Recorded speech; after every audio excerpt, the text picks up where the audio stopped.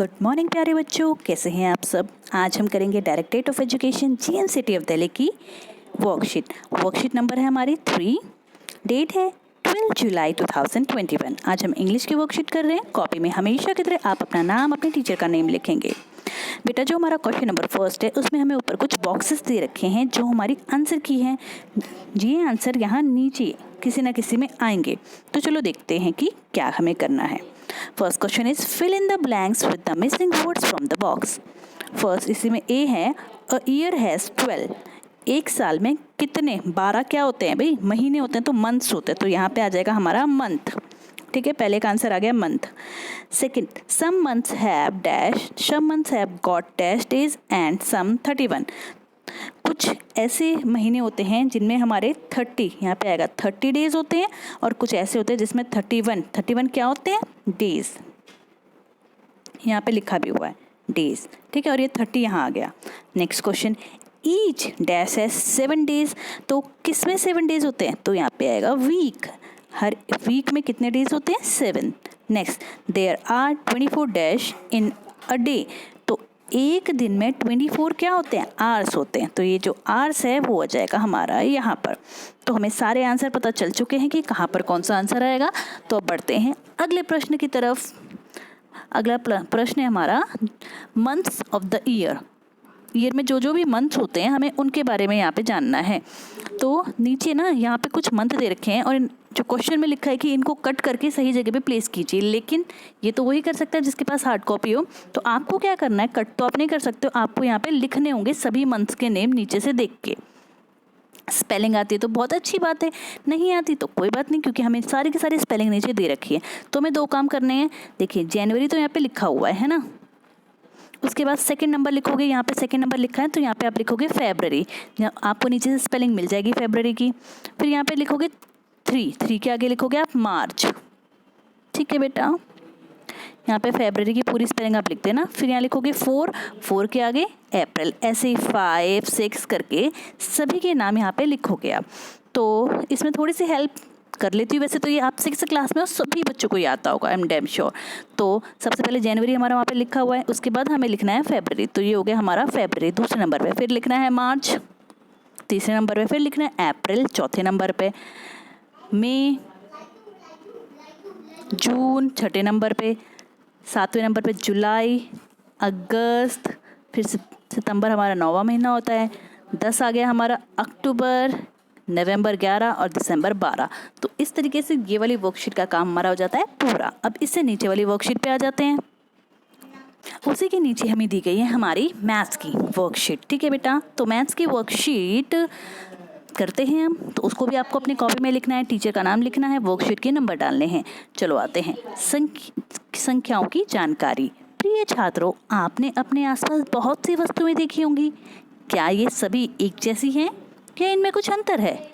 आइए आज संख्याओं की तुलना के बारे में सीखें। देखो, यहाँ पे 3 बच्चे दे रखे हैं, रोहन, सोहन, मोहन और ये है सोहन। तो पहला प्रश्न देखते हैं, इन तीनों बच्चों में किसकी ऊंचाई सबसे ज़्यादा है? तो देख के पता चल रहा है, देखो 3 बच्चे हैं तो ये वाला सबसे ऊंचा है, मतलब कौन है सबसे ऊंचा? सोहन।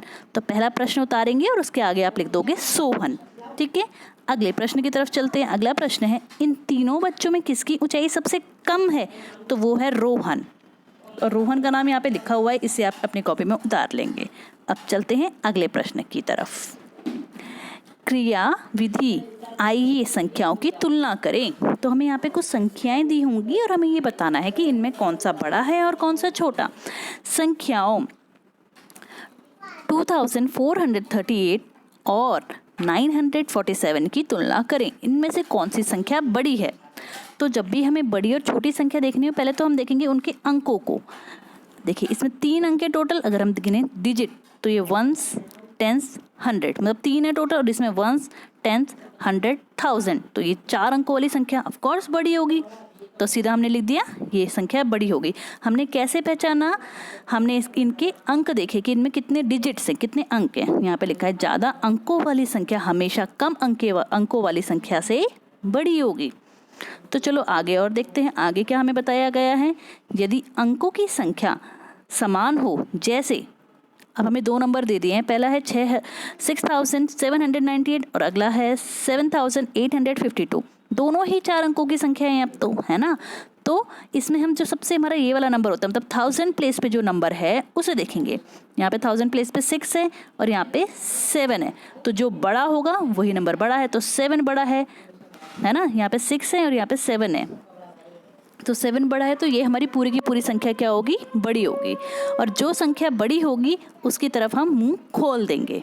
ये खुला हुआ मुंह है ना, ये बड़ी हुई संख्या की तरफ होना चाहिए, जो संख्या बड़ी है, ठीक है।